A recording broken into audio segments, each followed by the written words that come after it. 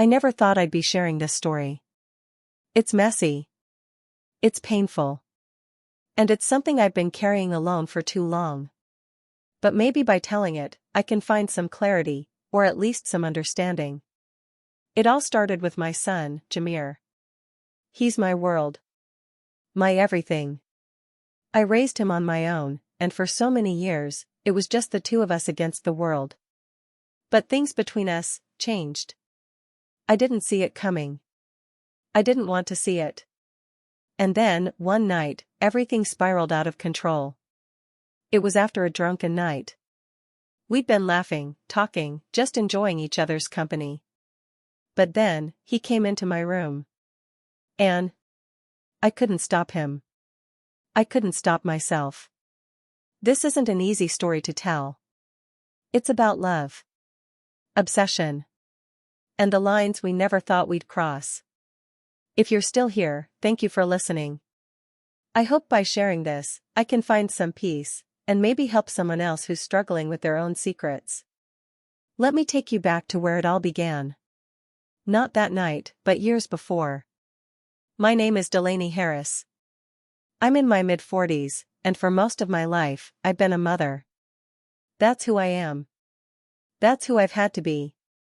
Jamir, my son, is 18 now. He's always been my world. From the moment he was born, I knew I'd do anything for him. But raising him hasn't been easy. I've been a single mother since he was just a baby. His father, Simon, well, he left us. Just packed up one day and never looked back. I don't talk about him much. It's still hard, even after all these years.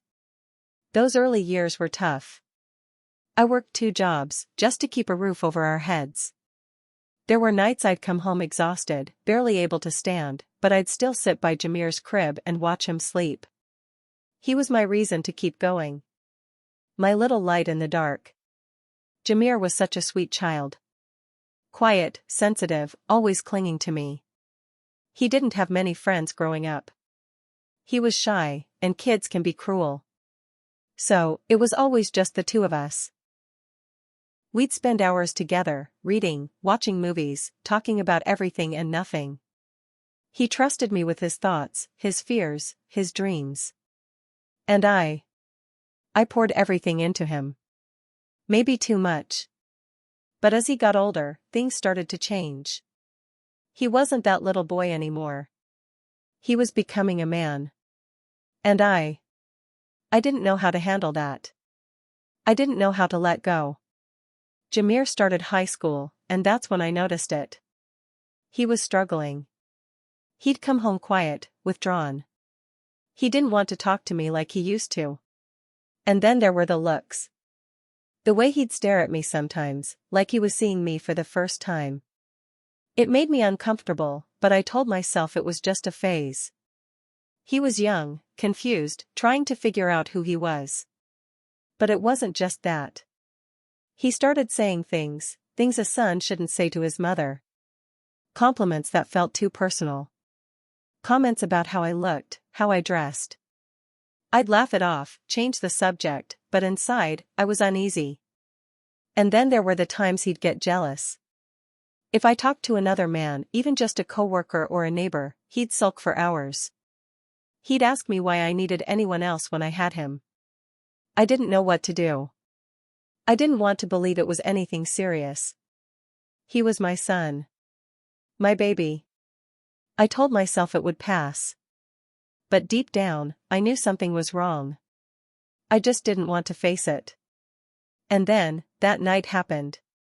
But before I get to that, I need to tell you more about Jamir. About us.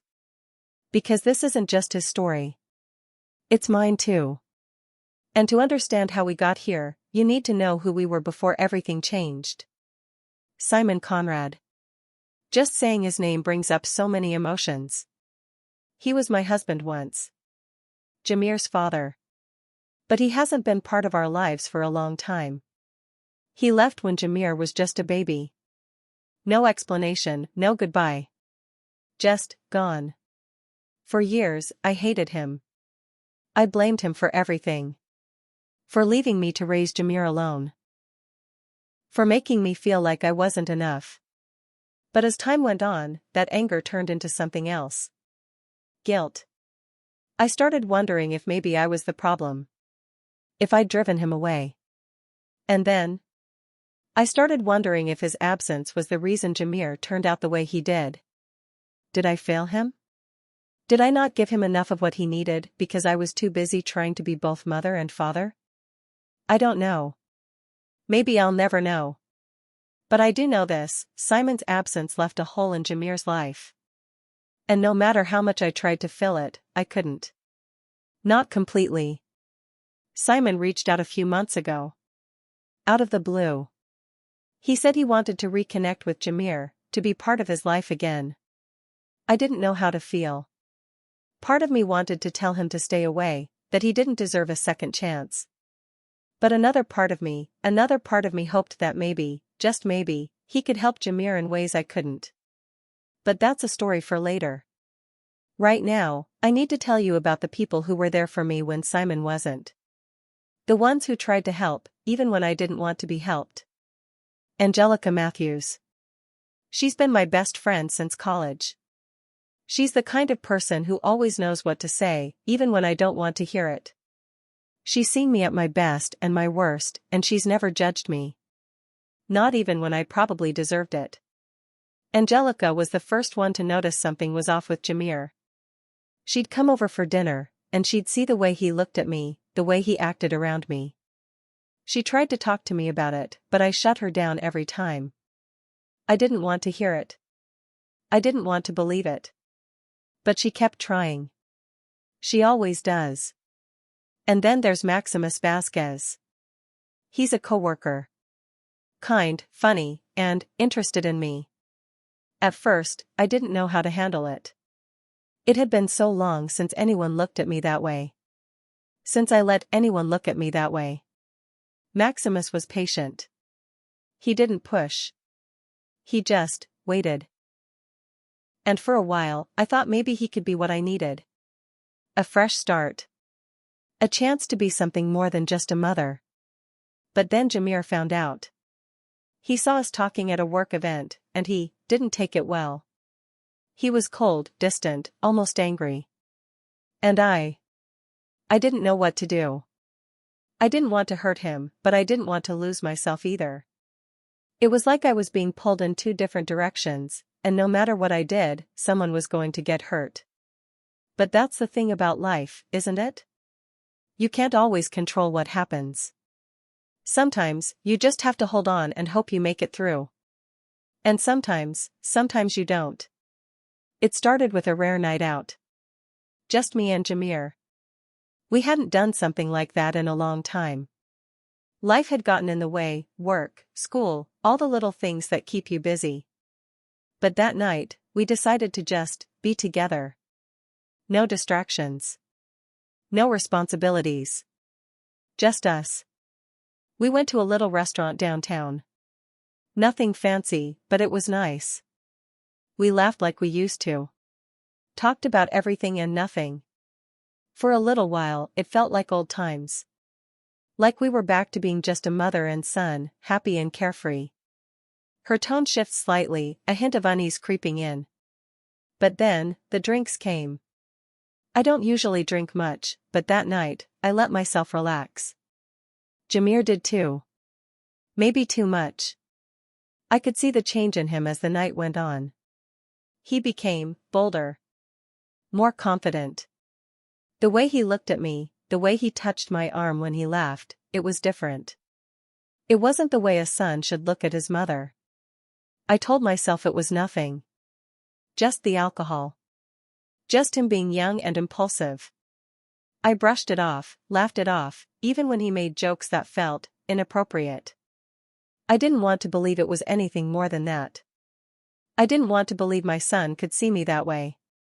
We got home late. I was tired, a little dizzy from the drinks, but mostly, I was happy. It had been a good night. A normal night. Or so I thought. I went to bed in my nightgown, not thinking much of it. I was almost asleep when I heard it. The sound of my door creaking open. At first, I thought I was imagining it. But then I felt it. The presence in the room. The weight of someone standing there, watching me. It was Jamir. I knew it was him. Only the two of us lived there. But I didn't say anything. I didn't move. I just waited. I don't know what I was waiting for. For him to say something. For him to leave. But he didn't. He came closer. I could feel him standing over me. And then, he touched me. Just a light brush of his hand against my arm at first. I froze. My mind was screaming at me to stop him, to say something, but I couldn't. I just couldn't. I reached up and gently touched his hand, hoping he'd realize what he was doing. Hoping he'd stop. But he didn't. If anything, it made him bolder. His hands became more insistent. More deliberate. And I didn't stop him. I don't know why. Maybe it was the alcohol. Maybe it was the loneliness. Maybe it was something deeper, something I don't even want to admit to myself. I could feel his hands moving, exploring, and I let him. I told myself it was wrong, that I should stop him, but I didn't. I couldn't. And then, it happened. He crossed a line. A line I never thought he'd cross. A line I never thought I'd let him cross. I don't want to go into details. Some things are too painful to say out loud. But I will say this, in that moment, I wasn't just his mother. And he wasn't just my son. We were something else. Something I still can't fully understand. When it was over, he left without a word. And I lay there, staring at the ceiling, feeling more alone than I ever had in my life. I didn't cry. I didn't scream. I just existed. Numb. Broken. And knowing that nothing would ever be the same again. I don't know how to describe what happened next. Words feel inadequate. But I'll try. For my sake, and maybe for yours, I'll try. Jamir didn't say a word. He didn't need to. His actions spoke for him. And I didn't stop him. I told myself I should. I told myself it was wrong. But in that moment, I couldn't. I was paralyzed. By guilt. By fear. By something else I still don't fully understand. It wasn't what you might think. It wasn't violent. It wasn't forced.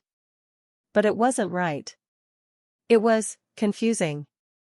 A mix of emotions I still can't untangle. Pleasure. Guilt. Shame. Loneliness. All of it swirling together until I couldn't tell where one ended and the other began. I won't go into details. Some things are too private, too painful to put into words. But I will say this, in that moment, I wasn't just his mother. And he wasn't just my son. We were something else. Something I still can't fully comprehend. When it was over, he left without a word. Just walked out. And I lay there. Staring at the ceiling. Feeling more alone than I ever had in my life. The room was silent, but my mind was screaming. Screaming at me for what I'd done. For what I'd allowed to happen. I didn't cry. I didn't scream. I just existed. Numb. Broken. And knowing that nothing would ever be the same again. I kept replaying it in my head, over and over, trying to make sense of it. But there was no sense to be made. Just pain. And guilt. So much guilt. I kept asking myself why. Why did I let it happen? Why didn't I stop him? Was it the alcohol? The loneliness? Or was it something deeper, something I've been ignoring for years? I don't know. I still don't know. All I know is that in that moment, I failed. As a mother. As a person. I failed. Jamir didn't come back that night. I don't know where he went. Maybe he was as confused as I was. Maybe he was ashamed. Or maybe he didn't care. I don't know. All I know is that when the sun came up, I was still lying there. Still staring at the ceiling. Still trying to figure out how everything had gone so wrong. The days after that night were a blur. I couldn't look at Jamir. I couldn't even be in the same room as him. Every time I saw him, I was reminded of what happened. Of what I'd allowed to happen. So, I avoided him. I stayed in my room. I left early for work and came home late. I told myself it was for the best. That we both needed space. But deep down, I knew I was running. Running from him. Running from myself. I couldn't keep it all inside forever, though. I needed to talk to someone. Someone who wouldn't judge me.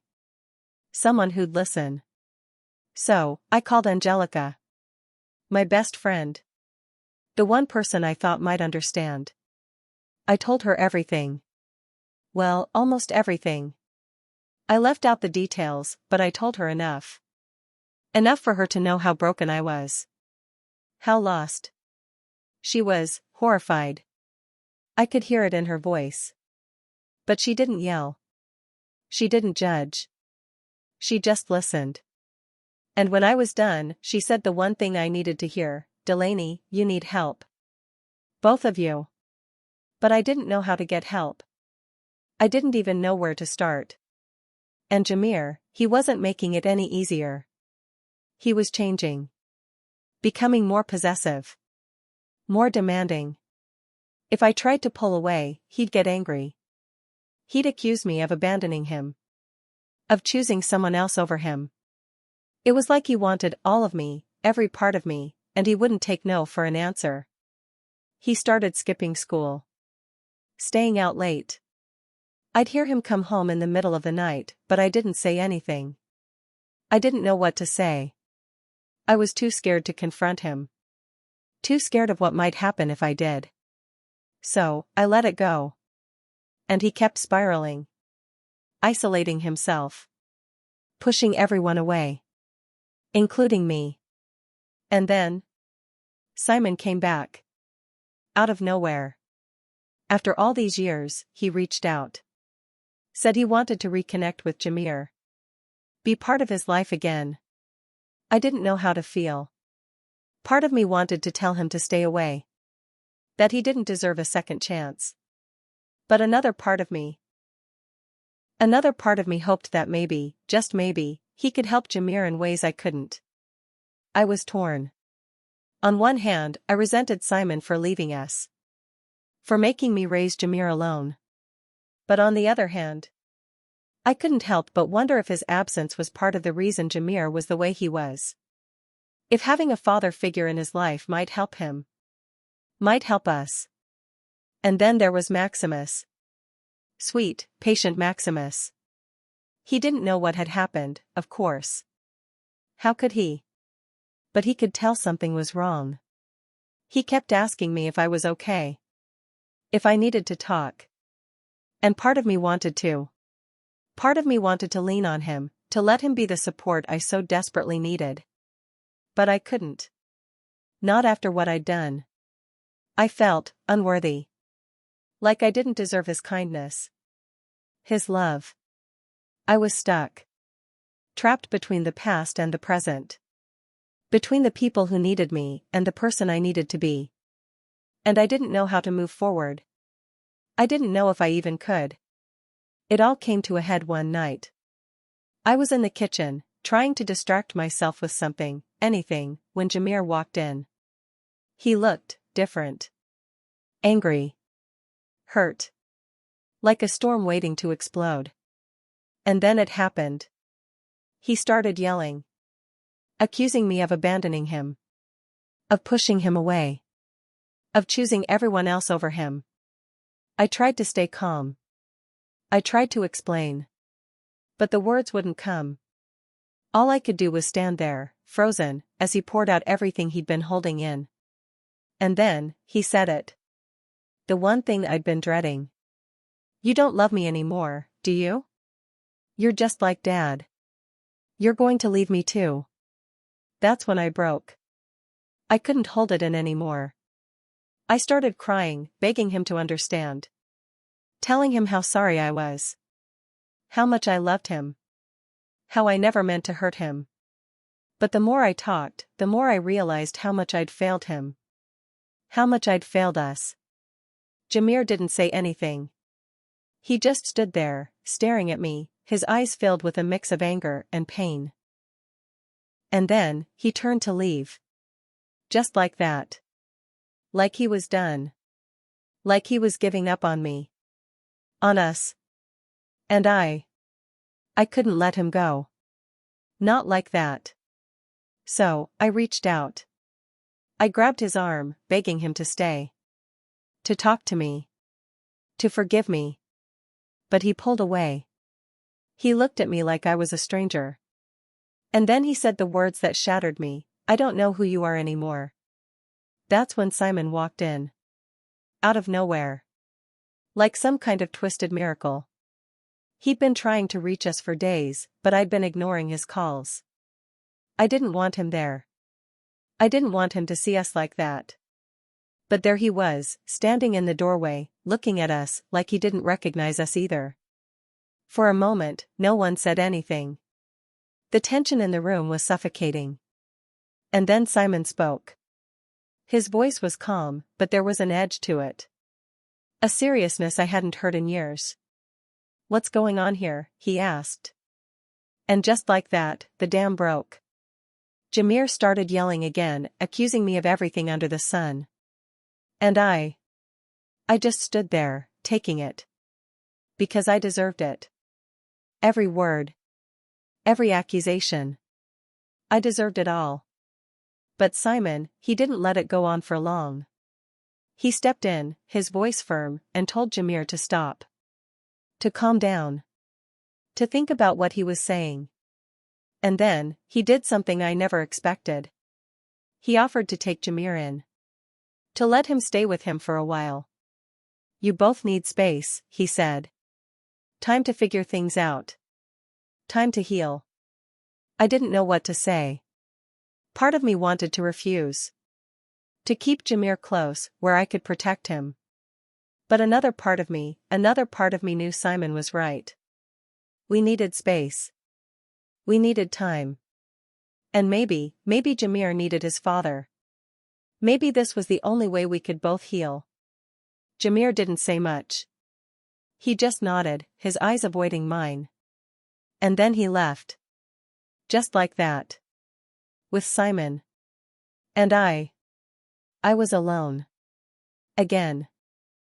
After Jamir left with Simon, I felt empty. Like a part of me had been ripped away. But in that emptiness, I found something I hadn't felt in a long time: clarity. I knew I couldn't keep going the way I had. I couldn't keep running from my guilt, my pain, my mistakes. I needed to face them. To understand them. To heal from them. So, I started therapy. It wasn't easy. Talking about what happened, about the choices I'd made, the person I'd become, it was one of the hardest things I've ever done. But it was also one of the most important. My therapist helped me see things I'd been blind to. The ways I'd let my loneliness define me. The ways I'd let my guilt control me. And slowly, piece by piece, I started to rebuild myself. I also reconnected with Maximus. It wasn't easy. I felt unworthy. Like I didn't deserve his kindness, his patience. But he didn't give up on me. He listened. He understood. And he reminded me that I was more than my mistakes. That I deserved to be happy. To be loved. It's still a work in progress, but for the first time in a long time, I feel like I'm moving forward. Jamir, he's with Simon now. It's not perfect. They're still figuring each other out. But Simon's trying. And Jamir, he's in therapy too. Working through his own pain, his own confusion. It's going to take time. A lot of time. But there's hope. And for now, that's enough. This isn't a story with a happy ending. It's messy. It's painful. But it's real. And maybe that's the most important thing. Because life isn't always neat. It isn't always fair. But it's always worth fighting for. We make mistakes. We fall. But we can also get back up. We can grow. We can heal. If you've made it this far, thank you. Thank you for listening. For not judging. For letting me share my story. I hope it reminds you that we're all human. That we all have our struggles, our secrets, our regrets. But we also have the power to change. To learn. To become better. If this story resonated with you, if it made you think or feel something, I'd love to hear from you. Leave a comment. Share your thoughts. Let's start a conversation. And if you're struggling, please, don't be afraid to reach out. To a friend. A therapist. Someone you trust. You don't have to go through it alone. Thank you for being here. For listening. For letting me share my truth.